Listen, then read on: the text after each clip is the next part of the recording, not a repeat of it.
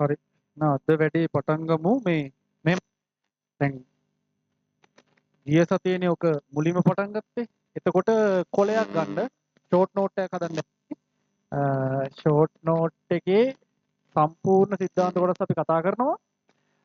හැබැයි හෙනම ෂෝට් විදිහට. හරි කොලයක් ගන්නකො. එතකොට අපි ඒකක මාන ටික කතා කරලා ඉවරයි. අද කතා කරන්න යන්නේ මිනුම් උපකරණ ගැන. රයිට්. මාත් එකම කරන්න මම වැඩි වෙලාවක් දෙන්නේ නැහැ. සමහර වෙලාවට මේ පැත්ත බලන්න ගියා. එතකොට බලන්න. නැත්නම් මාත් එකම කරගෙන යන්න. හරි. මාතුකාව දාන්න මිනුම් උපකරණ. ඒතර පළවෙනි දවසේ සෙට් උනේ නැත්තම් රෙකෝඩින්ග්ස් තියෙනවා බලන්න. මිනුම් උපකරණ. හරිද? ඔය දෝෂ වලට අමතරව තව තියෙනවා දෝෂ ටිකක්. ඒවට කියනවා ඒකාංග දෝෂ. right. මේක යටතේ දෝෂ වර්ග දෙකක් කතා කරා. කාටද මතක? ඒකාංග දෝෂ. අකෝ අහඹු දෝෂ ඒකාංග දෝෂයත් වෙන අහඹු දෝෂ කියලා වෙනම තව තියෙනවා. වෙනම අහඹු දෝෂ කියන්නේ වෙන ඒකාංග දෝෂ වර්ග දෙකක් කතා කරා. මොනවද?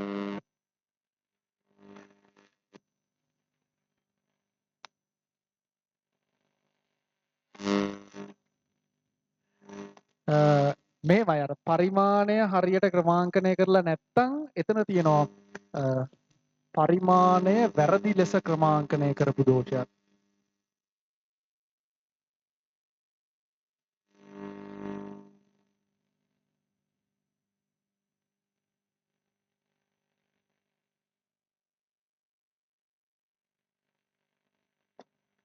ඒක නිවැරදි කරන්න නම් ආපහු ක්‍රමාංකනය කරන්නම වෙනවා.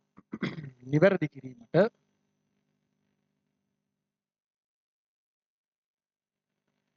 නැවත ක්‍රමාංකනය කරන්නම වෙනවා. කිරීම. right. ඊළඟට තව එකක් තිබ්බා ඒකාංග දෝෂයක්. ඒකාංග දෝෂිකර ඒ කියන්නේ ඒ මිනූපකරණයේ කියන්නේ කැඩිච්ච හරි ඒ මිනූපකරණයේ තියෙන සිස්ටම් එකේ අවුලක්. හරි? ඒ සිස්ටම් එක අවුල්. ඒකයි ඒකාංග දෝෂ ඇති වෙන්නේ. ඒකාංග දෝෂ කියලා කියන්නේ ඒවා. කියන්නේ මේ මිනූපකරණයේ අවුල් එකක්. තව තියෙන්න පුළුවන් ශූන්‍ය දෝෂයක් නැත්නම් මූලාංක දෝෂයක්.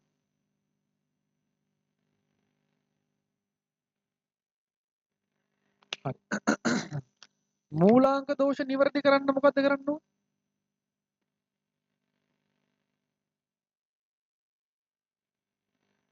චෝදනයක් යොදන්න ඕන.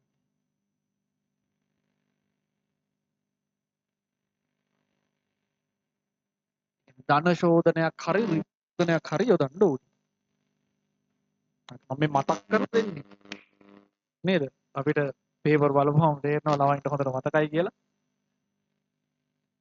ඒ මතකය අද්විතීයයි.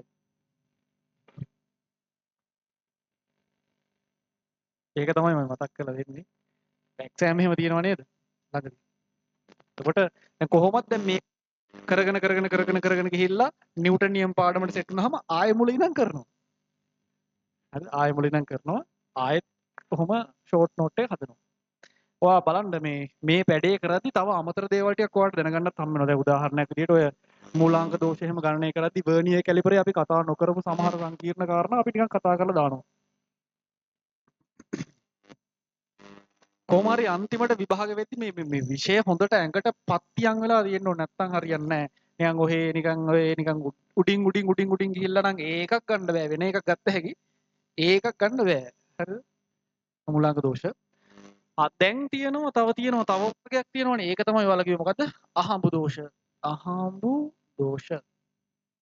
අහඹු දෝෂ සිද්ධ වෙන්නේ භාවිතා කරන්න අතින් මේක තමයි අර භාවිතා කරන්න අතින් සිදුවේ. භාවිතා කළ යතින් සිදුවෙන දෝෂ තමයි අහඹු දෝෂ කියලා කියන්නේ. කොට අහමු දෝෂ නිවැරදි කරන්න නම්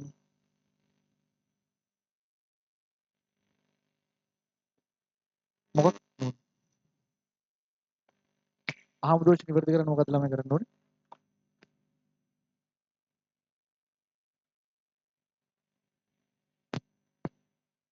පාඨාංකය කීප සැරයක් අරගෙන සාමාන්‍ය ගන්න ඕනේ.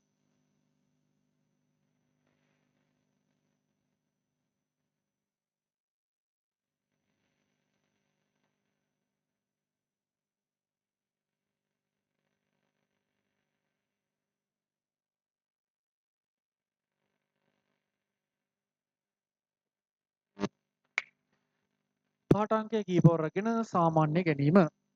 right. කරන්න.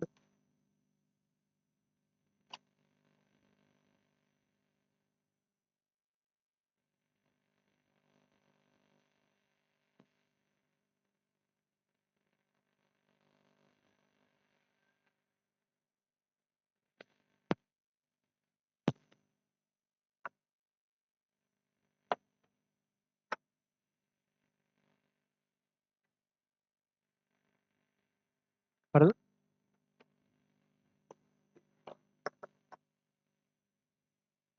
හරි. එහෙනම් ඊළඟට මාතෘකාව දාන්න වර්නියර් කැලිපරය.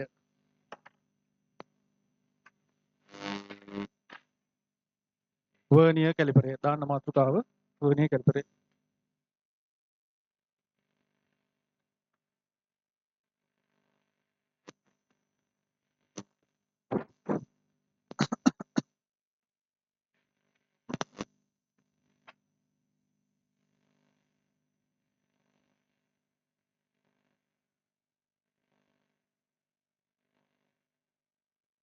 තියෙන දේවල් ටට්ටට්ට ගාලා මතක් කරගෙන යන් වර්නියර් කැලිපරය ඉස්සල්ලා ඔයා මේක ලස්සනට අඳින්න ඕනේ නැහැ. වර්නියර් කැලිපරයක් ලස්සනට අඳින්න ඕනේ නැහැ. අර ප්‍රධාන කොටස් ටික පේන්න විතරක් අඳින්න දාන්න ටක් ගාලානේ. වර්නියර් කැලිපරේ ප්‍රධාන කොටස් ටික පේන්න විතරක් අඳින්න. අර රූල් තියන්නවත් ඕනේ නැහැ. අර ප්‍රධාන කොටස් ටික විතරක් පේන්න අඳින්න.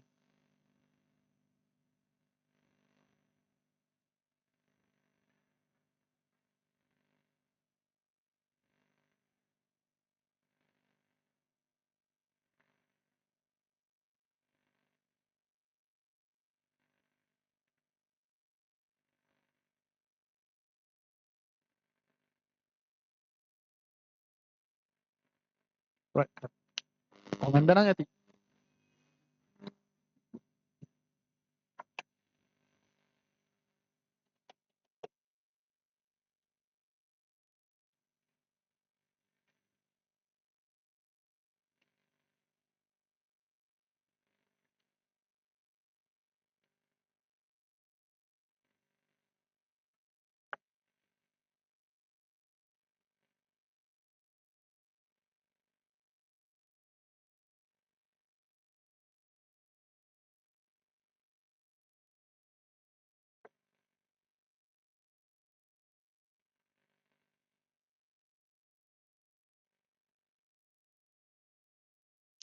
හරි.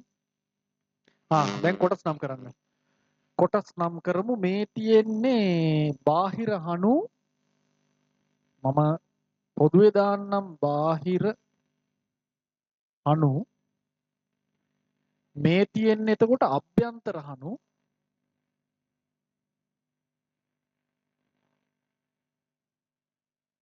මේ තියෙන්නේ ගැඹුර මනින කූර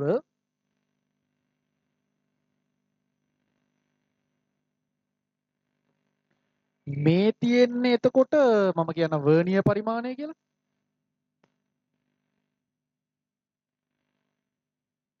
මේ තියෙන්නේ ප්‍රධාන පරිමාණය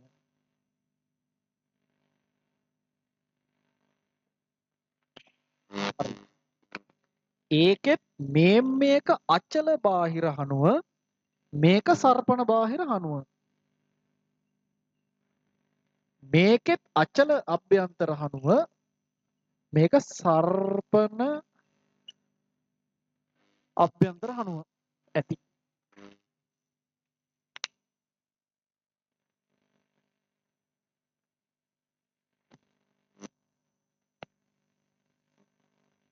එතකොට ගිය අවුරුද්දේ ආවා ගිය අවුරුදු කියන මේ ළඟදිම තිබ්බ විභාගේ ආවා මෙනු උපකරණයකින් ගානක්. කොටස් නම් කරන්න කියලා එනවා එතකොට. ඒක අපිට කොටස් නම් කරන්න පුළුවන් වෙන්න ඕන. ඔය ඉතින් මේක ලොක්කයක් එහෙම තියෙනවා මෙතන පොඩි අගුලක් තියෙනවා.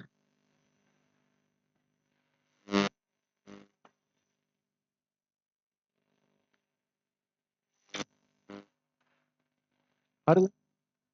දැන් මේකේ අවම මිනුම හොයන්නේ කොහොමද?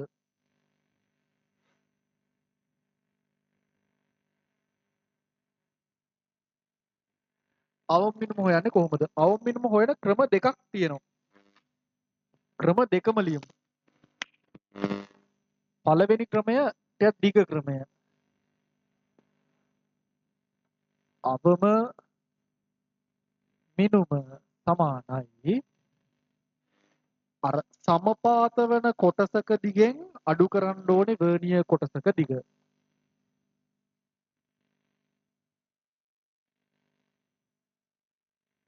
සමපාත වන ප්‍රධාන පරිමාණ කොටසක දිගෙන් සම්පාත වන ප්‍රධාන පරිමාණ කොටසක දිගෙන් අඩු කරන්න වර්නියර් කොටසක දිග.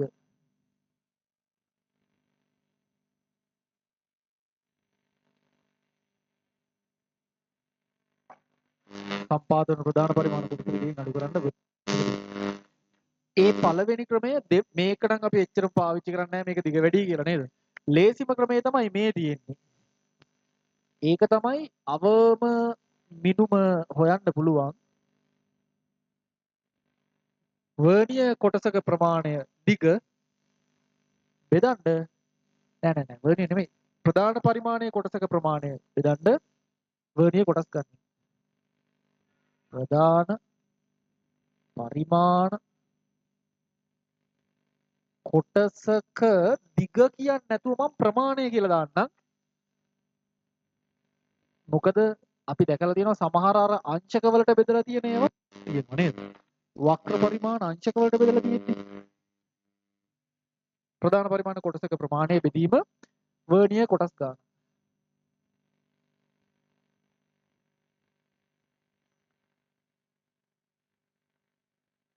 right.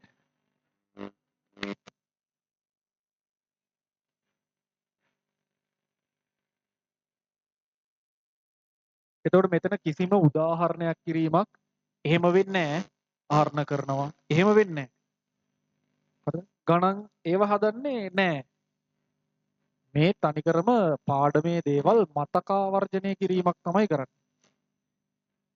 එතකොට ඔයාලගේ අර මීයන් ෆිසික්ස් පොතේ අගපිටුවේ ඉඳන් කරන්න මේ වැඩ ටික. එතකොට මේකට අදාළව ඔයා පුළුවන් නම් අද ගෙදර ගිහිල්ලා හරිද? ගණන් ටික හදන්න. මේ සතිය ඇතුළත මේකට අදාළ ගණන් ටික හදලා ඉවර කරන්න. හරි. හරිද?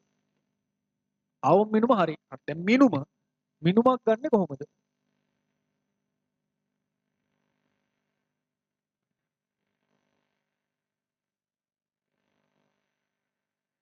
හරිද? දැන් මෙහෙමයි වර්නියර් පරිමාණයෙන් මිනුම් වර්ග කීපයක් ගන්න පුළුවන්. ගැඹුර මනින්න පුළුවන්. බාහිර විස්කම්බයක් මනින්න පුළුවන්. අභ්‍යන්තර විස්කම්බයක් මනින්න පුළුවන්. හරිද? alright හරි. එතකොට මම නිකන් මෙහෙම අඳින්න රූප සටහනක්.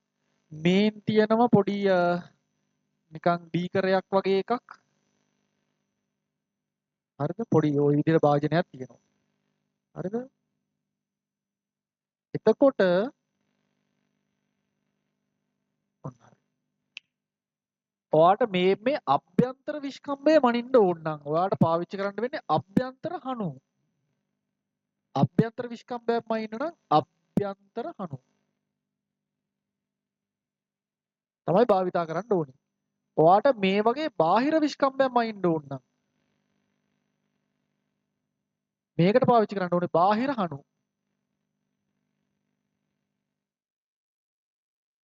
හරිද? ඊට පස්සේ ඔයාට මේ උස මනින්න ඕන නම් නැත්නම් ගැඹුර මනින්න ඕන නම් හරිද? ගැඹුර මනින කූර.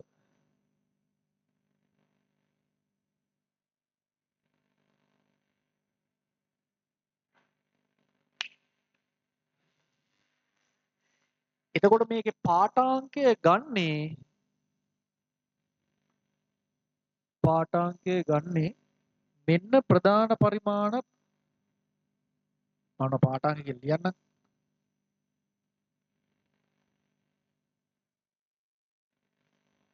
මේ ප්‍රධාන පරිමාණ බිඳුව 1 2 3 4 5 ඔය විදිහට තියෙනවනේ. හරිද? මෙන්න වර්ණීය පරිමාණය නතර වෙලා තියෙන්නේ මේ වර්ණීය පරිමාණ බිඳුව.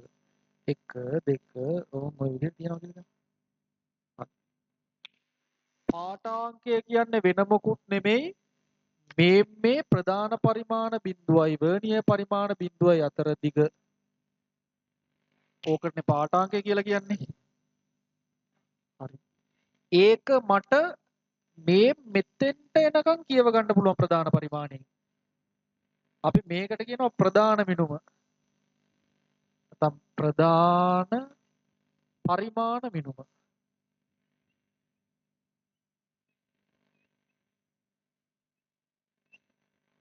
ඉතුරු චූටි ප්‍රමාණය. ඉතුරු ටික කියව ගන්න තමයි බැරිනේ. මේ ටික ඒකට කියනවා වර්ණීය මිනුම.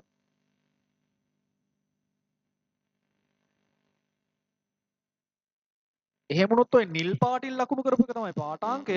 පාඨාංකය ගන්න පුළුවන් ප්‍රධාන කියවීමට වර්ණීය මිනුම එකතු කරන්න. එහෙනම් අපිට ලියන්න පුළුවන් පාඨාංකය සමානයි ප්‍රධාන කියවීම ඒකට එකතු කරන්න වර්ණීය කියවීම.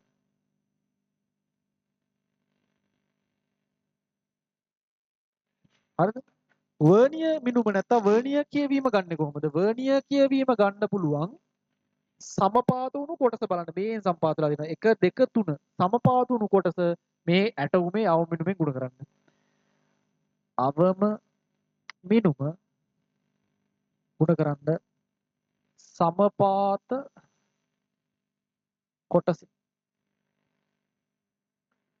හරි. ඔන්න පාඨාංක ගන්න හැටි.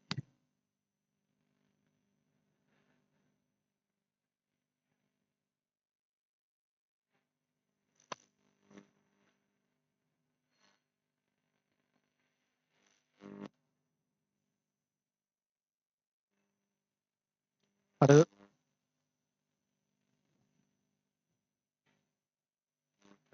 හරි. ඊළඟට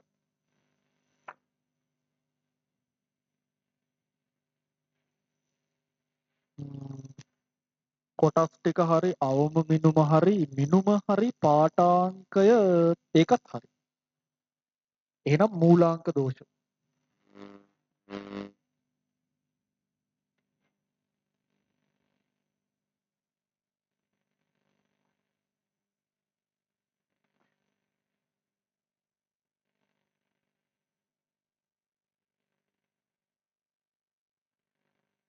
මූලාංක දෝෂ.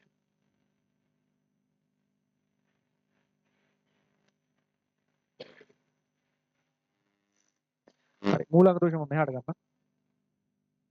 නෑ ඔතන කරු.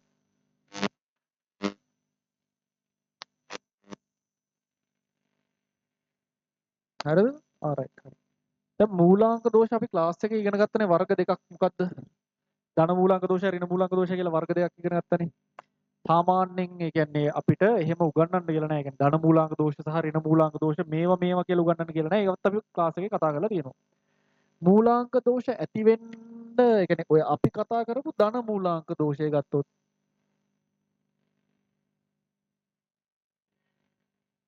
හරිද? අපි කතා කරපු ධන මූලාංක දෝෂය ගත්තොත් ඒ කියන්නේ මේක තියෙන්න ඕනේ. කෝකද තියෙන්න ඕනේ? බාහිර හණු. තද කරපුවාම බාහිර හණු එකට තද කරපුවාම ප්‍රධාන පරිමාණයේ බිඳුවයි වර්ණි නැත්තම් නෑ කියලා කියන්නේ මූලාංක දෝෂයක් තියෙනවා. මේ මූලාංක දෝෂව පරීක්ෂා කරන්නේ ඔය වෙන දේවල් ලියලා හරියන්නේ නෑ. හිරහණු එකට ස්පර්ශ කරන්න ඕනේ. කරපුවාම පාඨාංකයක් තියෙනවද කියලා බලන්න ඕනේ. තියෙනවා නම් මූලාංක දෝෂයක් තියෙනවා. නැත්තම් මූලාංක දෝෂයක් නෑ. බිඳුව සම්පාත වෙලා තියෙනවා නම් මූලාංක දෝෂයක්.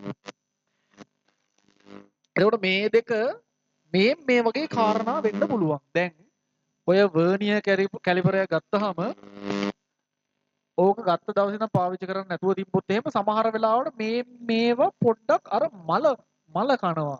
හනු ඔයගේ පොඩි මලකඩ තට්ටුවක් හැදෙනවා. ඔක්සයිඩ් පටලයක් වගේ එකක් හැදෙනවා ඔන්න ඔහොම. හරිද? දැන් මේ දෙක ස්පර්ශ කරපුවාම වෙන්නේ හනු ස්පර්ශ වෙන්න කලින් ඔක්සයිඩ් දෙක ස්පර්ශ වෙනවනේ මෙහෙම. එතනින් එහාට මේ හනු ස්පර්ශ වෙන්නේ නැහැ. එතකොට අනිවාර්යයෙන් මේ වර්ණීය පරිමාණයේ බිඳුව ප්‍රධාන පරිමාණයේ බිඳුවට එනකන් මේක මෙහෙම කරගෙන යද්දී වර්ණීය පරිමාණයේ බිඳුව මෙහෙම ඇවිල්ලා ඔන්න දැන් ඔක්සයිඩ් ස්පර්ශ වෙලා. තව මේ දෙක ලඟ වෙන්නේ නැහනේ. එහෙම වුණොත් ඔන්න ධන මූලාංක දෝෂයක් ඇති වෙනවා. මේ මෙහෙම ප්‍රධාන පරිමාණයේ බිඳුව මෙතන නම් වර්ණීය බිඳුව මේ. අපි මේ වගේ එකකට කියනවා ධන මූලාංක දෝෂයක් කියලා නේ. එතකොට ඇත්තටම ගත්තොත් එහෙම මේ මොකේ ඝනකම දෙන්නේ? මේ මොකේ ඝනකමද මේ එන්නේ? අර ඔක්සයිඩ් පටලයේ ඝනකම තමයි ඔය එන්නේ. හරිද?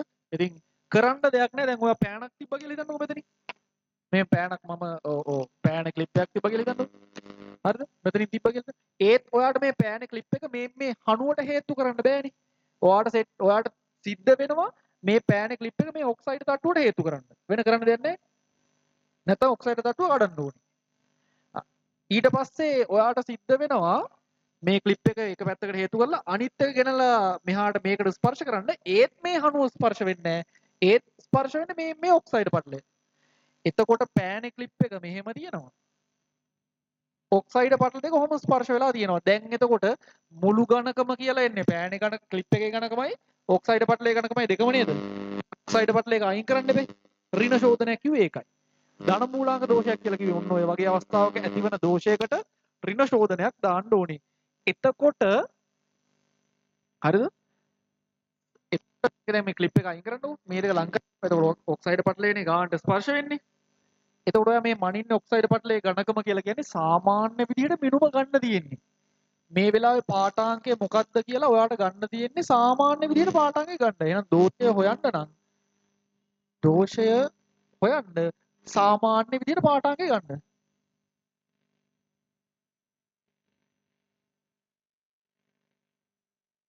සාමාන්‍ය පරිදි පාඨාංකය ගන්න. නිවැරදි කරන්න හැබැයි නිවැරදි කරන්න නම් ඔයා ඍණ ශෝධනයක් දාන්න ඕනේ. හරි කරන්න.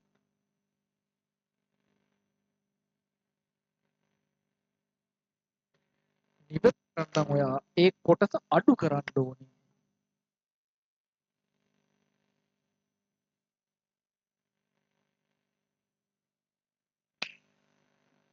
ධන මූලාංක දෝෂයක් නම් ඍණ ශෝධනයක් දාන්න ඕනේ. ඍණ මූලාංක දෝෂයක් නම් ධන ශෝධනයක් දාන්න ඕනේ කියලා කතා කරා. ඒක බලමු ඊළඟට. ප්‍රධාන පරිමාණයේ බිඳුවට කලින් වර්ණීය පරිමාණයේ බිඳුව නතර වුණොත් එහෙම ඒකට අපි කියනවා ධන මූලාංක දෝෂයක් කියලා.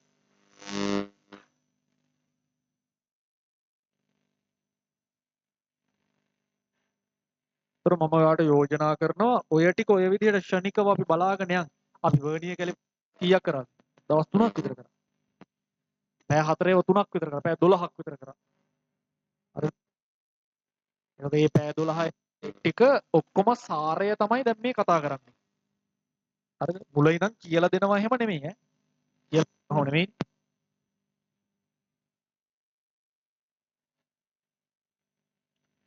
එතකොට ඔයාලට සමහර වෙලාවට හිතේ මේ පාර්ට් ටික මට අවුල් මේ ටික නම් නෑ. එහෙනම් ගන්න. හරිද?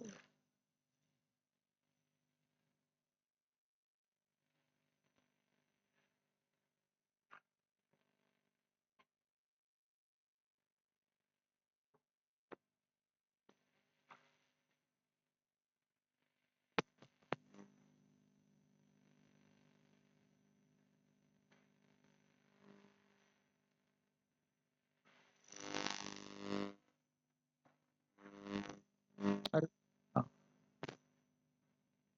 ඊළඟට ඍණ මූලාංක දෝෂ.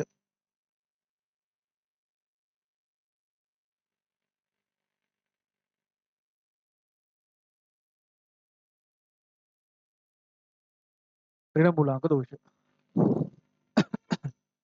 ඍණ මූලාංක දෝෂවලදී වෙන්නේ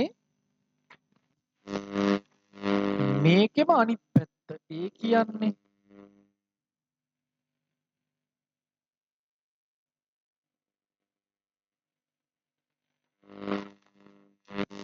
මෙහෙම මේක පාවිච්චි කරලා මේ දැටි ගෙවෙන්න පුළුවන්. මේ මෙහෙම දැටි ගෙවෙන්න පුළුවන්. හරිනම් දැත්ත තියෙන්න ඕනේ මේ මට්ටමට. කොහොම තියෙන්න ඕනේ දැත්ත. හරිද? දැත්ත ගෙවිලා මේ මෙහෙම. හරිද? ඕම් ඔහොම. දැටි ගෙවිලා. දැන් ඉතින් මේ දෙන්න ස්පර්ශ වෙන්න මේ කඩිරි ගාවින් නවතින්න ඕනේ. හරිනම් කඩිරි දෙක ස්පර්ශලා නවතින්න ඕනේ. නෑනේ දැටි ගෙවිලානේ තියෙන්නේ. මෙහෙම දැන් තියෙන්නේ. එහෙනම් මේක මෙහාට කරගෙන ගිහිල්ලා මේ දෙන්න ස්පර්ශ කරද්දී මේ බිඳුව ප්‍රධාන පරිමාණ බිඳුව පිටිපස්සට යනවා. ඒ කියන්නේ මෙහෙම වෙනවා. ඔන්න වැඩේ ඍණ මූලාංග දෝෂය. හරිද? රයිට්.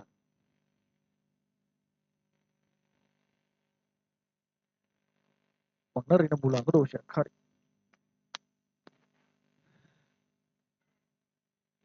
දැන් නම් හැබැයි පාඨාංකය කියන්නේ දෝෂය ගන්න සාමාන්‍ය විදිහට පාඨාංකේ වැඩේ අවුල් යනවා.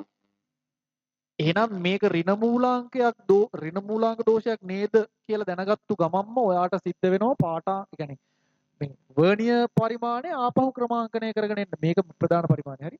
මේක වර්ණීය පරිමාණය. මෙන්න ප්‍රධාන පරිමාණය. මෙන්න වර්ණීය පරිමාණය. මේකෙත් ප්‍රධාන පරිමාණය මේක වර්ණීය පරිමාණය මේක හරි. වර්ණීය පරිමාණය මට ආපහු ක්‍රමාංකනය කරගෙන එන්න සිද්ධ වෙනවා. මෙතන බිඳුව දාලා 1 2 3 කියලා ආපහු ක්‍රමාංකනය කරගෙන එන්න සිද්ධ වෙනවා. හරිද? එතකොට මම හිතනවා මෙහෙම ලිව්වොත් ප්‍රමාණවත් අපේ ළමයින්ට දෝෂය කියලා ලියලා සාමාන්‍ය පරිදි ගන්න බෑ. v පරිමාණය ආපසු ක්‍රමාංකනය කිරීම කිව්වහම තේරෙනවා.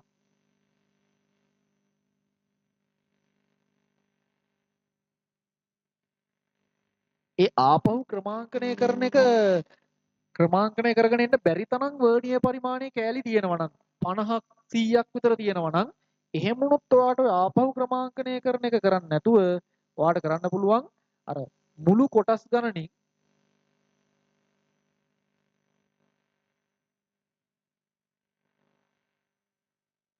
අඩු කරන්න පුළුවන් ඔයාට ඕන සමපාත කොටස.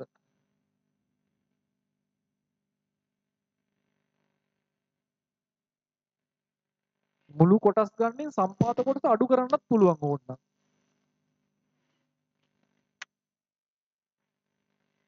එහෙම වුණොත් මේක නිවැරදි කරන්න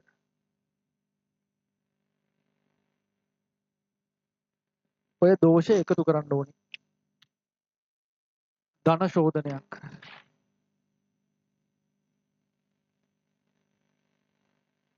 ඍණ මූලාංග දෝෂයක් නම් ධන ශෝධනයක්, ධන මූලාංග දෝෂයක් නම් ඍණ ශෝධනයක් වගේ එකක් මතක තියාගන්න ලේසියින් තමයි අපි ඕක ධන ඍණ කියලා ඉගෙනුවේ. එහෙම නැත්තම් අර සිලබස් එකේ නෑ එහෙම උගන්නන්න කියලා.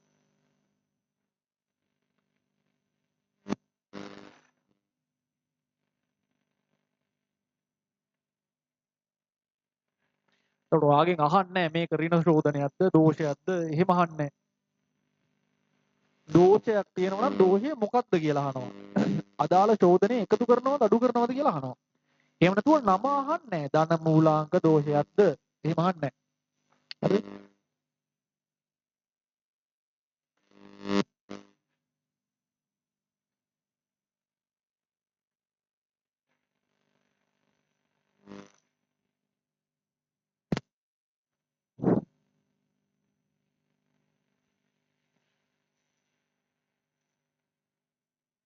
හරිද? ආරයි. එතකොට ගැඹුර මනින කූරට මේ දෝෂ එනවද? ඊට පස්සේ අභ්‍යන්තර හනු වලටත් ඔය දෝෂ බලපානවද? අන්න එහෙම ප්‍රශ්නයක් තියෙනවා. සංකීර්ණ කාරණාවක් ඉතින් මේ බලන්න. මම මේක ගන්නම්කෝ ආයෙත් අර ඔක්සයිඩ් තැම්පත් වුණු අවස්ථාවම ගන්නම්කෝ. ඕම් ඔක්සයිඩ් තැම්පත් වෙලා තියෙනවා. මේක මේ අපි කතා කරේ නෑ නෝට් එකේ ලිව්වෙත් නෑ දැන් ලියන්න දෙන්නෙත් නෑ කැමති නම් ලියා ගන්න. හරිද? දැන් ඔක්සයිඩ් තැම්පත් වෙලා තියෙනවා නම් මොන දෝෂයක්ද ඇති වෙන්න යන්නේ? ධනද ඍණද? ධන දෝෂයක් නැති වෙන්න යන්නේ. ඔව්. හරි ඉතින් දැන් ඔක්සයිඩ් තැම්පත් වෙලා තියෙන්නේ මේකේනේ. ඔව්. බිඳුව සම්පාත වෙන්නේ නැති කතාව හරි. හැබැයි ඔක්සයිඩ් එක ගැලවුවාම බිඳුව සම්පාත වෙනවනේ. ඔයා මෙහෙම හිතන්න දැන් මේ ඔක්සයිඩ් අපි මෙහෙම මේ දෙක ඔහොම ස්පර්ශ කරොත් ඔක්සයිඩ් ස්පර්ශ වුණොත් එහෙම මේ සිරස්දාරයේ ගානට ස්පර්ශ වෙයි. නැත්නම් එහෙම සෙට් වෙන්නේ නැති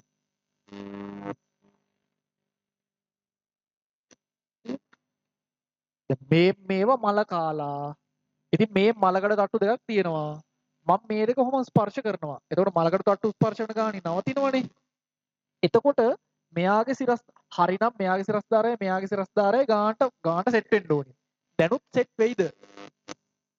නැත්නම් ඇයි ඒ දෙන්න ගානට සෙට් වෙන්න නම් මේ ගානට මේ හණු දෙක ස්පර්ශ වෙන්න ඕනනේ. ඔක්සයිඩ් ස්පර්ශ වෙලා හරියන්නේ නැහනේ.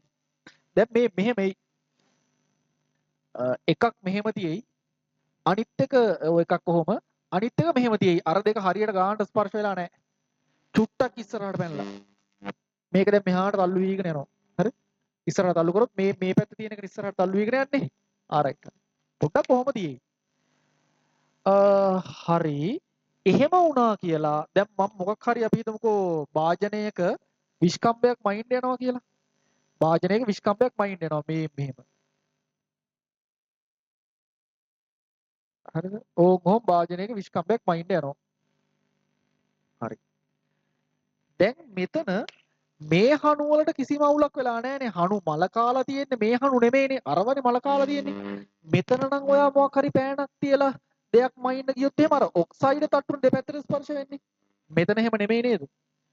ඉතින් මේ යටහණු ඔක්සයිඩ් තැම්පත් වුණා කියලා මෙයාලගේ ඔක්සයිඩ් තැම්පත් වෙලා නැත්තම් මෙයාලගෙන් හරි පාඨාංක එනවා. හරි පාඨාංක එනවා. දැන් මෙතන මම පෑන් ක්ලිප් එකක් හිර කරන්න ගියොත් එහෙම මෙහෙම හිර කරන්න වෙන්නේ. එතකොට මෙයාගේ ඝනකමයි දෙකම වෙනෙනවා. ඒක කරන්න දෙයක් නැහැ නේ අපිට. මෙතන එහෙම වෙනවද? වෙන්නේ. මෙතන එහෙම වෙන්නේ. එතකොට මේ විදිහට නම් මූලාංග දෝෂයක් ආවේ. ඒක මෙයාට බලපාන්නේ නැහැ. හරිද? ඊට පස්සේ මේක ගමුකෝ. දැන් ඔය ඔක්සයිඩ් පටල දෙක ස්පර්ශ කරද්දී ඒ කියන්නේ අර මේ ආරම්භයේදී මේ අචල හණුවයි සර්පණ හණුවයි ස්පර්ශ කරද්දී ඔක්සයිඩ් පටලෙන් ස්පර්ශ වෙන්නේ. එතකොට අනිවාර්යෙන් මේ ඝනකමට සෙට් වෙන චූටි කෑල්ලක් මෙතනින් එළියට පැනලක් තියෙයි. ඇයි ඒ? ඔය දෙක කඩන්නකෝ. ඔක්සයිඩ් පටල දෙක කඩන්නකෝ. කඩලා ස්පර්ශ කරපුවම මේ කෑල්ල ගානට මෙතෙන්ට සෙට් වෙනවා. හැබැයි දැනට ඔක්සයිඩ් පටල දෙකක් තැම්පත් වෙලා තියෙන හින්දා මෙහෙම ස්පර්ශ කරපුවාම ඒ ඝනකමට සමාන කොටසක් මේකේ මෙහෙම එළියට ඇවිල්ලා තියෙයි. දැන් ඕකෙන් මම ගැඹුරක් මනින්න ගියොත් මෙහෙම ගැඹුරක් මනින්න යනවා කූර යටටම දානවා. ඉතින් කූරේ මේ දිගනේ අපි මේකෙන් මනින්නේ. කොච්චරක් එළියට ආවද කියන එකනේ මේකෙන් මනින්නේ. ඉතින් දැනටම මෙයාගේ පාඨාංකයක් තියෙනවා. ඔක්සයිඩ් තට්ටු දෙක ස්පර්ශ වුණාම දැනටම පාඨාංකයක් තියෙනවා. ඒ පාඨාංකයට සමාන ප්‍රමාණයක් කූරත් එළියට ඇවිල්ලා තියෙනවා. ඉතින් කිසි වැරද්දක් වෙලා නැහැ නේ එහෙනම්. කූර කොච්චරක් එළියට ගියාද කියලා තමයි මේකෙන් මනින්නේ. ඔක්සයිඩ් තැම්පත් වෙච්ච හින්දා මේ වෙලාවේ බිඳුව සම්පාත වෙන්නේ නැහැ මේ දෙක සම්පාත කරාට. ඔව්. ඒ වුණාට මේක එළියට ඇවිල්ලා තියෙන ප්‍රමාණය මේකෙන් එනවා. ඒ කියන්නේ ගැඹුරමයින කූරටත් මේකෙන් බලපෑමක් ඇති වෙන්නේ නැහැ. මේකෙන් බලපෑමක් ඇති වෙන්නේ මේකටම විතරයි. මොකේද? බාහිර හණු වලින් මොනවා හරි මොකක් හරි තියලා මිනුමක් ගන්න කියොත් විතරයි. ඔය මෙහෙම කිව්වොත් එකක් තියෙනවා. ඔක්සයිඩ් තැම්පත් වෙලා නැහැ. ඔක්සයිඩ් මොකුත් තැම්පත් වෙලා නැහැ. හරිද? හැබැයි දැන් මේ දෙන්න ස්පර්ශ කරද්දී බිඳුව එන්නෙත් නැහැ. එහෙම වෙන්න මොකක් හරි මේ නිෂ්පාදිත දෝෂයක් නිසා මැනුෆැක්චරින් ඩිෆෙක්ට් එකක් හින්දා එහෙම වෙන්න පුළුවන්. හරිද? බිඳුව සම්පාත වෙන්නේ නැහැ. බිඳුවට කලින් වර්ණීය බිඳුව නවතිනවා. එහෙනම් ධනමූලක දෝෂයක් කොහොමද තියෙනවනේ? ඔය දෝෂය මේකටත් බලපානවා. කීර්ණ කාරණාවක් තමයි උතන තියෙන්නේ. හරිද? අර ඔක්සයිඩ් තැම්පත් වෙනවා කියලා විශේෂයෙන් ගාන විශේෂ කරලා කිව්වොත් එහෙනම් ඒක ඒ අදාළ හණු වලට විතරයි බලපාන්නේ. තේරුණාද? කරකවලා අතෑරියා වගේද? එහෙම පොඩ්ඩක් තියෙනවද? බස් එකේ යන ගමන් හිත හිත යන්න. හරිද? ආ ඔය වගේ එකක් දැන් පොතක කියන්නේ නෝට් එකේ ලියන්න දෙන්න තරම් ඒ කියන්නේ ඒ කියන්නේ අවස්ථානුකූලයි. ඒ කියන්නේ දැන් මෙහෙම හිතන්නකෝ. මේක කෑල්ලක් කැඩිලා. ඒත් දෝෂයක් ඇති වෙනවනේ. ඒකේ මිනු උපකරණයක දෝෂයක් ඇති. කොහොම දෝෂ 100ක් මට හදන්න පුළුවන්. එහෙම කේස් I think ඔන්න ඔය වගේ දේවල් ටිකක් හරි. ආරයිට් හරි. ඒ මිනු උපකරණ ඇති. තව මිනු උපකරණයක් කරන්න වෙලාව තියෙනවද? තියෙනවනේ. හරි. ඊළඟට දාමු අපි මයික්‍රොමීටර ස්ක්‍රූ ප්‍රමාණය.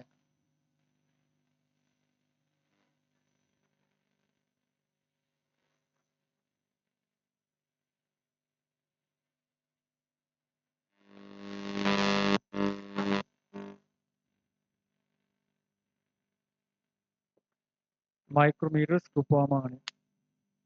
ටක් ගාලා ස්ක්‍රූ ප්‍රමාණයක් අඳින්න බලන්න.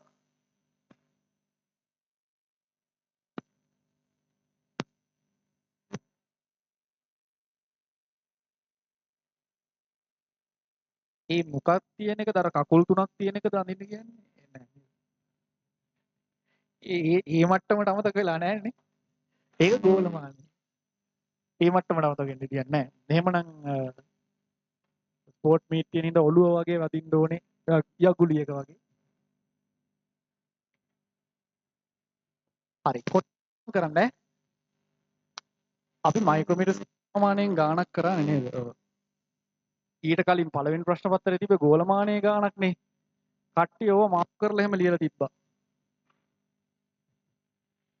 කිනිහිරියයි ස්කුරු පුතුඩයි ලියලා තිබ්බා.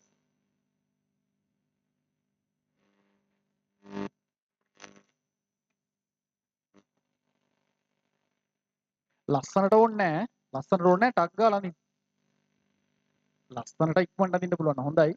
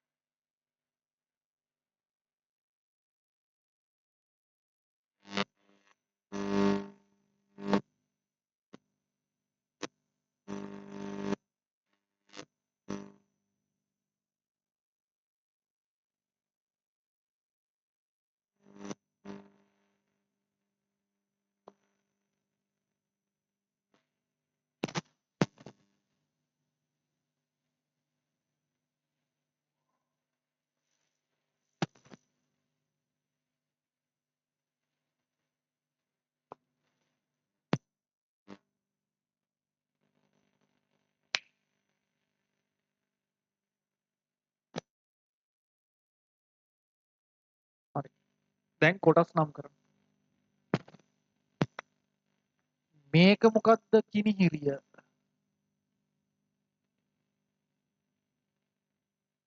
මේක ඉද්ද. මල් දෙක මාරු කරගන්න එපා. ඉද්ද තමයි චලනය වෙන්නේ. කිනිහිරිය නිශ්චලයි. මේක විල්ල. මේක ප්‍රධාන පරිමාණය.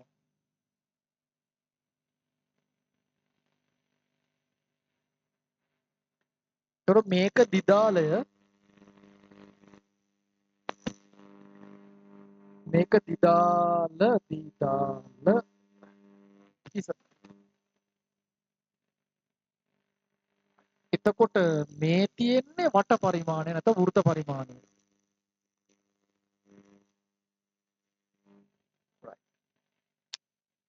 තව ඉතින් ඔයාලට මේකට බාහුව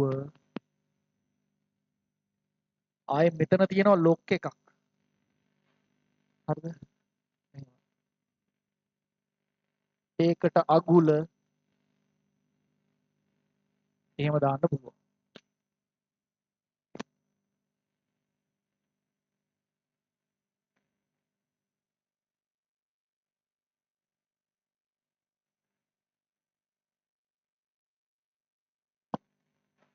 අවම මිනුම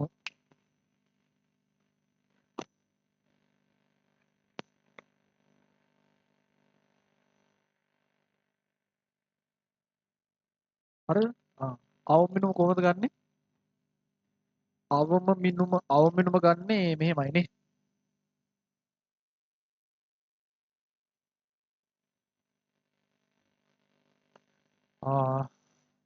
මේකේ අපි අන්තරාලය හොයාගෙන අන්තරාලය බෙදන්න වෙනවා වට පරිමාණ කොටස් ගණන්.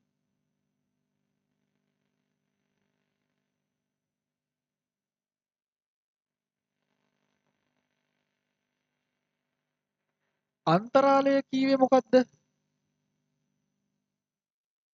ඒ කිව්වේ දිදාලය නැත්නම් ස්කුරුප්පුව එක වටයක් කරකවද්දී තුඩ නැත්නම් ඉද්ද යන දුර. දිදාලය එක් වටයක්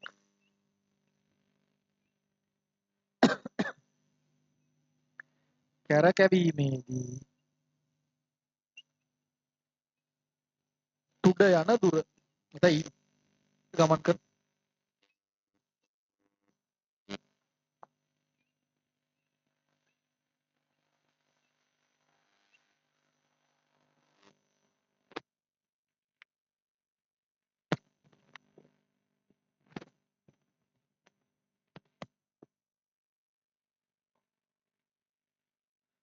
අවම මිනුම.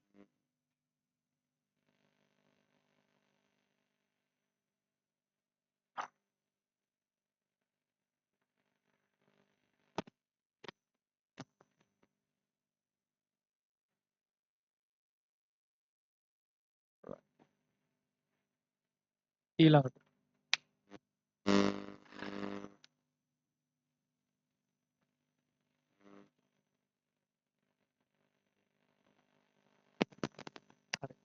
දැන් මේකෙන් නම් මිනුමක් ගන්නේ මොනවද කියලා එහෙම ඕනේ නැහැ. අපි මේ වර්නියර් කැලිපරේ කියන මාතෘකාව ගාමින් සාමාන්‍යයෙන් තියෙන පාඨාංග ටික ලියාගමු. ඒ කියන්නේ සාමාන්‍යයෙන් වර්නියර් කැලිපරයක විද්‍යාගාරයේ මනින්න පුළුවන් මිනුම අවම මිනුම 0.1 මිලිමීටර වගේ. පරාසය කීයක් වගේ මනින්න පුළුවන්ද? ඈ වර්නියර් කැලිපර් 15ක් වගේ. සෙන්ටිමීටර මොනවද? සෙන්ටිමීටර?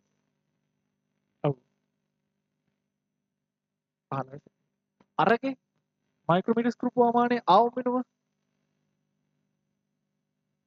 විද්‍යාගාරයේ තියෙන එක 0.01ක් වගේ. පරාසය කියනවා.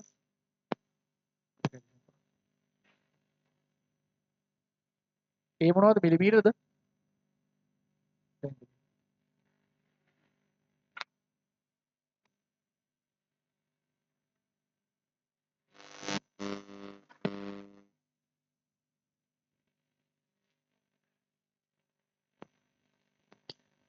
හරි.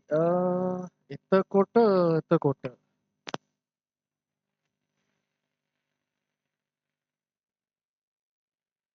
පාඨාංකයක් ගන්න හැටිනේ.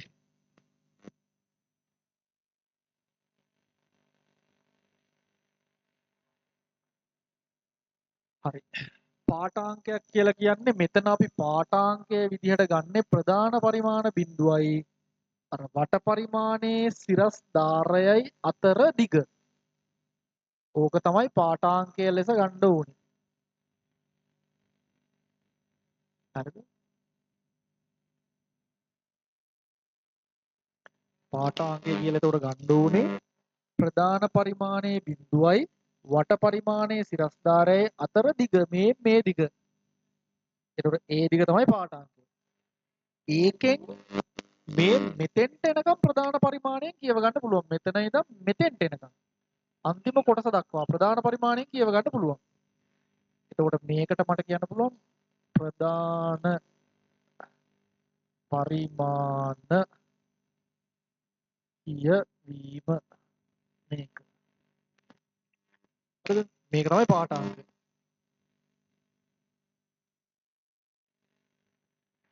ඒ ටික කියවලා මදිනේ තව ටිකක් ඉතුරුයිනේ. මේ ටික ඒක තමයි වට පරිමාණ පාඨාංගය. මේ ටික වට පරිමාණ පාඨාංගය.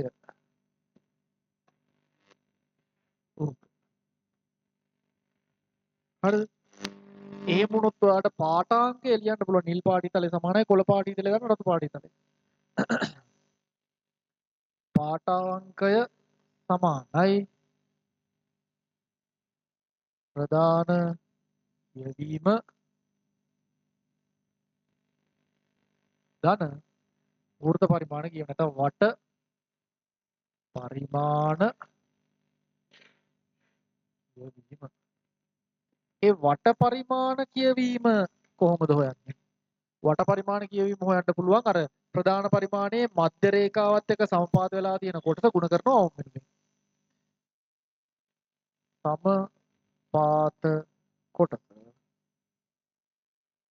ගුණ කරන්න අවම මධ්‍ය රේඛාවත් එක්ක සමපාද වෙන්නේ ඈ.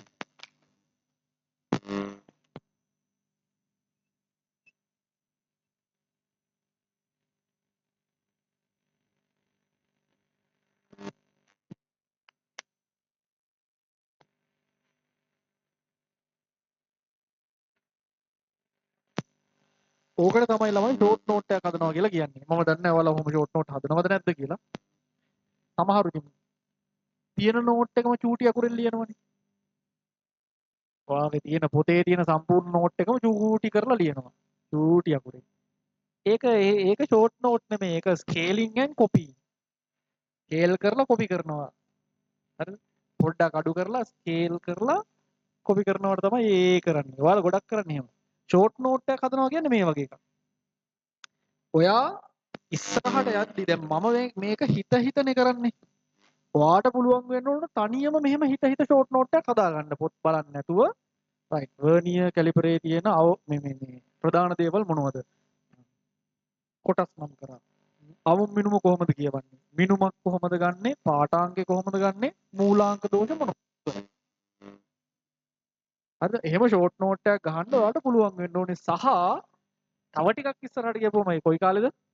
ඔය දැන් අගෝස්තු කිට්ටු වෙද්දී කොයි 26 26 අගෝස්තු කිට්ටු වෙද්දී මේ ඔයාට නිකන් මේ මෙහෙමයි සමහර එක එක ළමයින්ගේ මට්ටමට එක එක වෙනස් වෙනවා.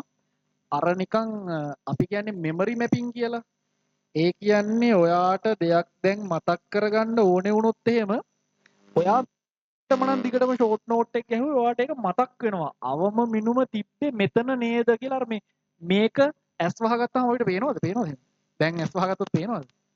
එහෙම නැත්තම් ලොකු ප්‍රශ්නයක් තියෙනවා. මේ අර අන්න එහෙම මතක් වෙන්න ඕනේ. පේපර් එක ගත්තාම අර අතන මෙතන ලියලා තිබ්බනේ කීයද ලියලා තිබ්බේ 0.1 කියලා. හරි. එහෙනම් විද්‍යාගාරයේ වර්නියර් කැලිපරේ අවම මිනුම 0.1ක් වෙන්න ඕනේ. පරාසය 15ක් සෙන්ටිමීටර වගේ වෙන්න ඕනේ. ඒක නිකන් අර මැවිලා වගේ පේන්න ගන්නවා. මේ ගොඩක් වැඩ කරන්න ඕනේ ඒකට. අදම මැවිලා පේන්නේ නැහැ.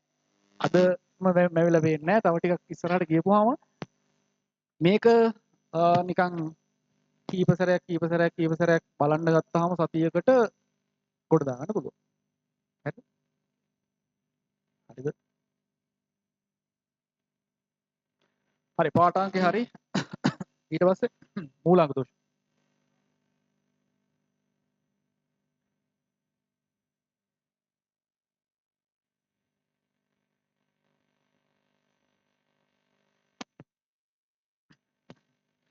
දැන් මෙහෙම හිතන්නේ නැහැ. පේපර් එකේ ලකුණු අඩුයි කියලා එන්නේ නැතුව ඉන්නේ නැහැ ක්ලාස් එකට. හරිද? පේපර් ක්ලාස් එකට. එහෙම එපා. ඒක ගොම් පාටයක් නේ. පේපර් එකේ ලකුණු වැඩි කරගන්න තමයි මේ උදව් කරන්නේ. ඉතින් ඒවත් අරගෙන බලන්න ඔයාගේ ලකුණු කොයි පැත්තටද යන්නේ කියලා. මෙහෙම යනවනම් ඒ වෙන මොනවා හරි ප්‍රශ්නයක් ඇති. එහෙම නැත්නම් මෙහෙම යන්න ඕනේ. ටික ලකුණු නැගීගෙන යන්න ඕනේ. ඒක ඔයා වැඩ කරන විදිහට දැන් ලකුණු තියෙන මෙහෙම කියලා ගන්න මේ ලකුණු ප්‍රස්තාරය. මේ ලකුණු මේ කාලය. කාලය කියන්නේ සති. දැනට තියෙන ලකුණු මේ හරි මේ 100. කොහොම හිතන්නකෝ. ඔයා වැඩ කරන විදිහට මේක මෙහෙම නගිනවද? එහෙම නැත්නම් ඔයා වැඩ කරන විදිහට මෙහෙම නගිනවද? එහෙම නැත්නම් ඔයා වැඩ කරන විදිහට අනුව තමයි ඉතින් කොහොමද නගින්නේ කියන තීරණය වෙන්නේ. නිකන් මෙහෙම නැගලා ආයෙ බහිනවා ඔහොම නගිනවත් දන්නෙත් නැහැ. හරිද? ඔයා ගොඩාක් ආසාවෙන් කොහොම හරි මම කරනවා කියලා වැඩ ටික කරොත් නම් මේ වගේ අර එක්ස්පොනෙන්ෂියල් growth එකක් තියෙනවා. ඒ කියලා කියන්නේ ශීඝ්‍ර වර්ධනයක් තියෙයි ඔහොම. හරිද? සාමාන්‍යයෙන් නම් ළමයෙක්ගේ මේ වගේ වර්ධනයක් තමයි තියෙන්නේ. ඕම් ඔය වගේ. හරිද? ඒ අඩු වෙනවා වැඩි වෙනවා ලකුණු එහෙම කොහමද වැඩේ අතරින් මේවා නැවත අනිවාර්යෙන් තියරි නම් බලන්න ඕනේ. තියරි අනිවාර්යෙන් හොඳට ඔළුවේ තියෙන්න ඕනේ. ඒකයි ඉතින් මේ වගේ වැඩක් කරන්නේ. හරි. දෝෂ.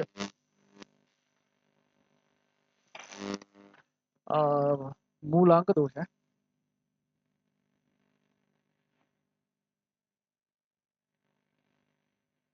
මූලාංක දෝෂ 1 ධන මූලාංක දෝෂ.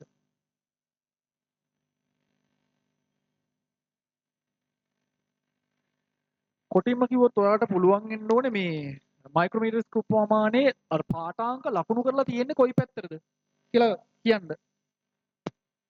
මේ බිඳුව නම් මම දැන් 1 2 කියලා දාලා දෙනවා හරිද? උඩද 1 2 තියෙන්නේ නැත්නම් යටටද 1 2 3 4 කියලා තියෙන්නේ?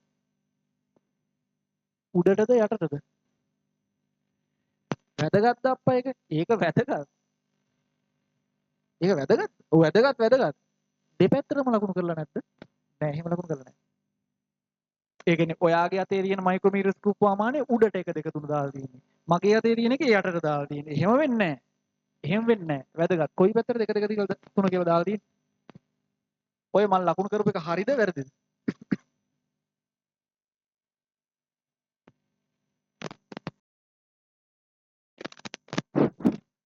හරි. කොහොම හරි මෙහෙමයි.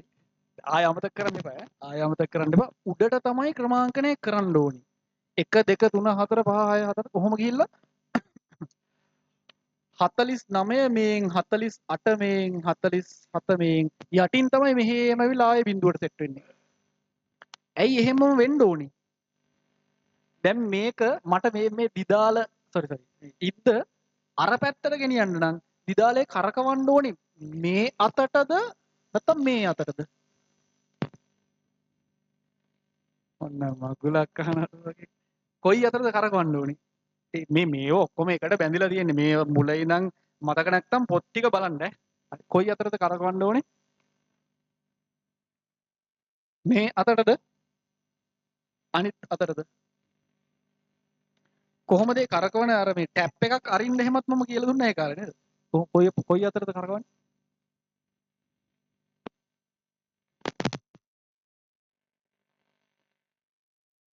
ඕකට කියලා දුන්නනේ මේ අර සුරත් කස්කුරු පුණියමනේ කියලා එකක්.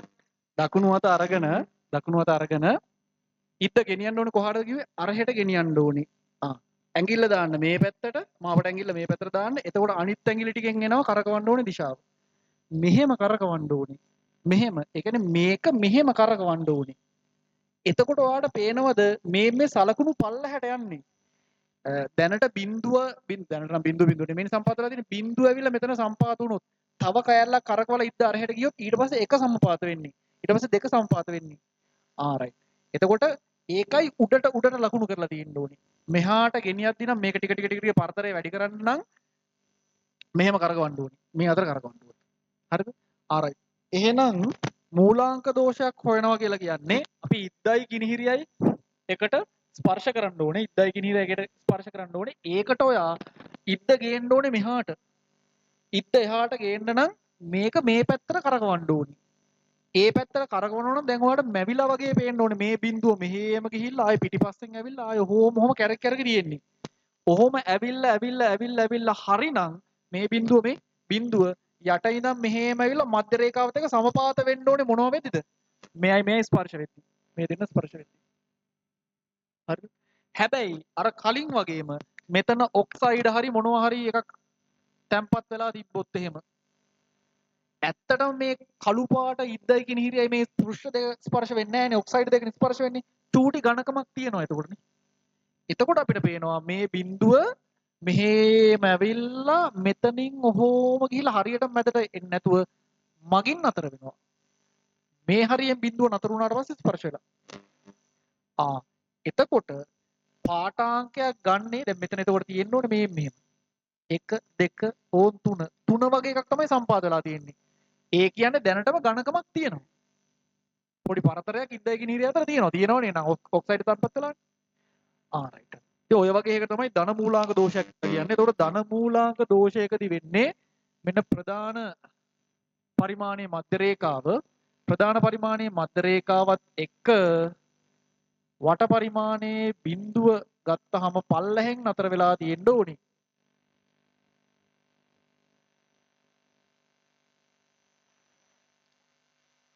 කොහොම නතර වෙලා තියෙනවා. එහෙනම් මේක ධන මූලාංක දෝෂයක් සාමාන්‍ය විදිහට ඉතින් හොයන්න මේ 1 2 2. එහෙනම් සමපාදුණු කොටස දෙක අවම මිනුවෙන් ගුණ කරන්න. සාමාන්‍ය විදිහට දෝෂය ගන්න.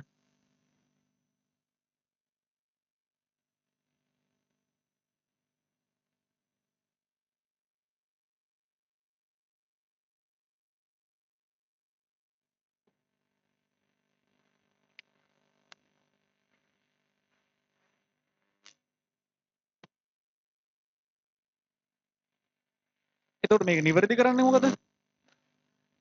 නිවැරදි අර විදිහටම තමයිනේ. අර ගණකමක් දැනටම එකතු වෙලා තියෙන්නේ ඒ ගණකම අඩු කරලා දාන්න. එතකොට නිවැරදි පාඨාංක එනවා.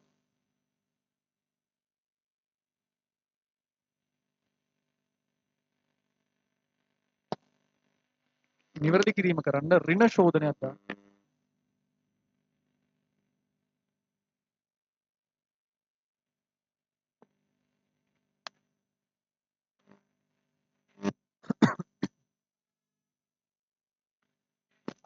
ඉක්මනට ඉවර කරමු.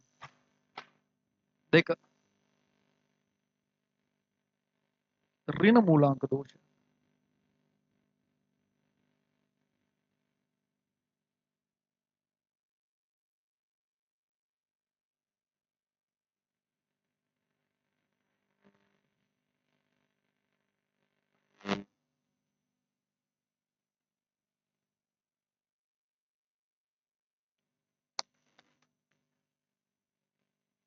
හරිද?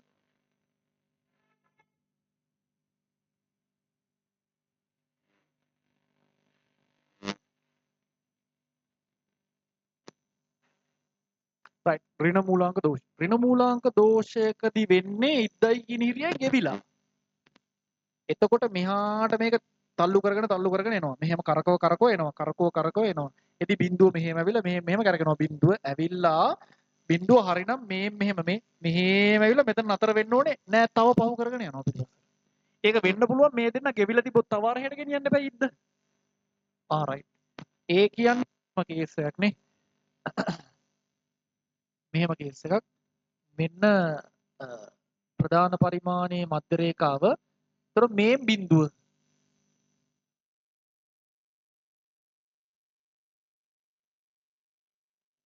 ඕම් ඔය වගේ තිබ්බොත් උඩට ගිහිල්ලා. හරිනම් මේ තියෙන්නේ 48 වෙනි කොටස. මේක 49 දැන් මං කියවන උඩනේ 1 2 3 කියලා තියෙන්නේ. ඍණ මූලාංක දෝෂයක් කියලා කියන්නේ කොටස් කීයක් ඉහළට ගිහිල්ලාද? ඒ කොටස් ගන්න පල්ලහැට ගෙනාපුවාම හරි. එතනින් තමයි මිනුම ගන්නෙ. නේද? ඔව්. එතකොට එහෙනම් මේක 48 නෙමෙයි ආපහු ගණන් කරන්න ඕනේ. අරකෙත් එහෙමනේ. මේකෙත් ඍණ මූලාංක දෝෂයක් නම් ආපහු ගණන් කරන්න ඕනේ. 1 2. මේ සමපාත වෙලා තියෙන්නේ 48 නෙමෙයි 2. එහෙනම් මේකේ දෝෂය හොයද්දී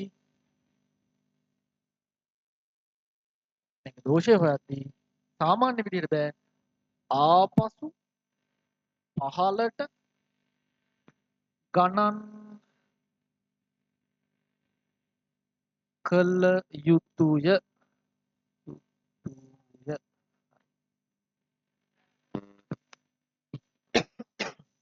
මේක හරි ගස්සන්න නම් ධන ශෝධනයක් දැම්මනම් හරි. දෝෂය නිවැරදි කරන්න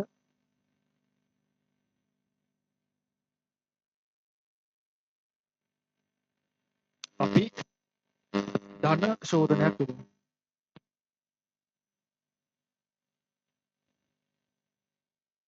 right. ඉවරයි.